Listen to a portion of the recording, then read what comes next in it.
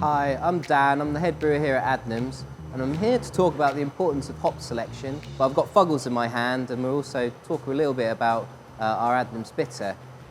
So I've been working at the brewery for 12 years, and even before that, having grown up in sort of Suffolk, know Adnams Bitter quite well, and we're only custodians as brewers really for this brand, and really the people who've drunk it for many years or for a very short time, and they really have ownership over that beer. So as our job as brewers, being those custodian for these brands, is to try and make that beer as consistent as possible, and that's where hop selection is really critical.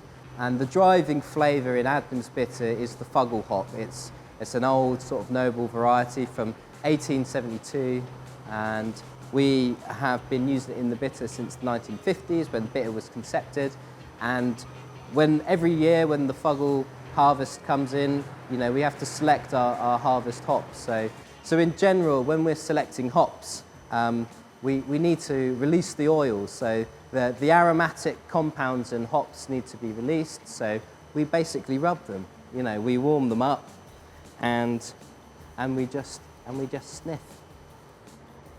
Now, it's a bit of a blunt instrument because you don't always know how the hops are going to exactly turn out in the beer, but it's the best tool we have to select varieties. And historically, we didn't really have different varieties. It would have been done on farm, and that kind of importance of where the hops are coming from, the picking windows, when those hops are harvested, and the processing all lead to that consistent flavour. So when I'm selecting Fuggles, what I'm looking for is those very traditional flavours from Fuggles. So the kind of nettle, spicy, little bit of black tea, the tannin, which really gets accentuated in the dry hop when we're dry hopping bitter in cask.